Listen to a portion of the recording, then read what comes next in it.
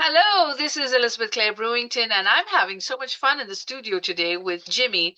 And Jimmy, we're going to shoot a question to you and ask you what makes you an empowerer, and please introduce yourself as well. Sure, great. Yeah, so my name is Jimmy St. Louis. I'm the CEO of Agentis Longevity. Really looking forward to the opportunity to speak here. Awesome. So, what makes you an empowerer? Yeah, so for me, I have a lifelong mission to help people meet unmet needs through innovative healthcare solutions. We believe that there's an opportunity to empower people with information about their health in an easy, efficient, effective, accessible manner, allow them to leverage that information to decide on their healthcare journey.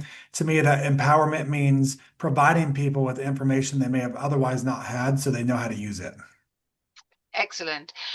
So, who empowered you to do all the great things that you've done with your life? I think we all grow up with various mentors, and to me, my father, who really just through example taught me work ethic. He taught me focus. He taught me the importance of mission. He taught me the importance of family.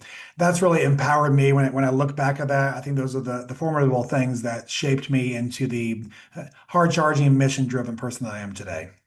Yeah, that's amazing. Any books or apps or games or anything to do with media or movies that have empowered you? Sure. So from an empowerment perspective, I think through various types of health apps, if you will. So a breathing app, I use a breathing app called State. It's a wonderful app that I enjoy. The other one, just in terms of books. So I love the book Freakonomics. It encourages me to think creatively and to understand that the world may not be exactly as it seems, and it could be possibly more abstract. So I enjoy that from that perspective. And then the next is just in terms of media. I enjoy documentaries, mostly documentaries about successful people and what their journey may have been. Mm. I like autobiographies too. I love reading about other people's lives and I love interviewing people. So that's a great one.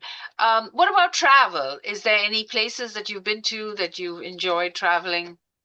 Sure, I think travel is a beautiful thing for people to have the chance to experience the world, experience other cultures, to understand that the world is oftentimes much bigger than them. In fact, it always is.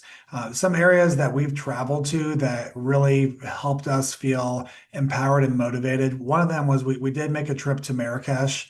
And just seeing the beautiful culture there, the very service oriented, very welcoming, very kind people, it was really just awesome to have the chance to see that and to really immerse ourselves in the culture and see how they live and just frankly be a part of that. And the food must have been fabulous. I The can food just was imagine. fabulous. That's Yeah. right. Yes. Yeah, we want people to travel more, live more, do more, enjoy more. And so, what is a good health and wellness empowerment tip that you can give us? Sure, I'd say gain access to information about your health, understand your blood markers for sure, understand what is tailored for you in terms of the right foods to eat and not to eat.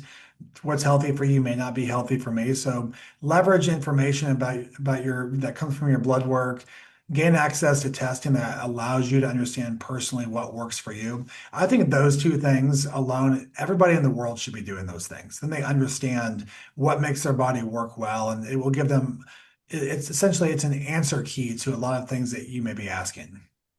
I always tell this to people, when you have a car, you need a tune up. And, even, being in the corporate world, you need to do a check. And your body's going to tell you, your eyes, your toes, anything, something in your body's going to trigger you and you're going to know that something's not right. So you need to be paying attention to this and paying attention to your numbers for sure, your blood work as well. So we've been doing a lot about that as well. So finally, what's on the bright side?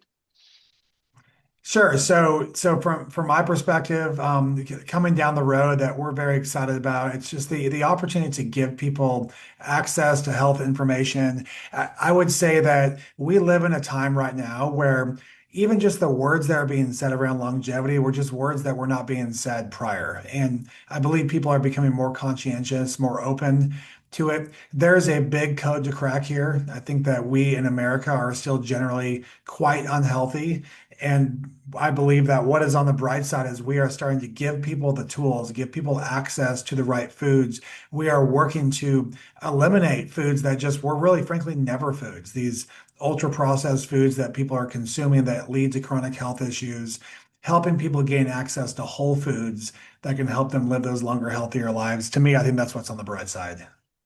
Yeah, I know I lived in New York and I'm from India and I've always been, rather healthy. But when I came to North Carolina, I realized, oh my God, these people really live on fried chicken and, Right. such unhealthy food. And even as you drive, out of our home, there's like this strip of all restaurants that are unhealthy. And I really don't understand why we don't have more juice bars and we don't have more, exciting foods. But I think it's coming. I think it's coming. Like when I visit New York, there's all these juice bar, food trucks. So my hope is the rest of America is going to catch on to eating more healthy food as well. So thank you for this interview and the rapid fire. And I'm hoping you'll be on our show and we can do some things and refer some people to what you're doing as well. So thank you so Wonderful. much. Thank you so much. It was a pleasure. Yes.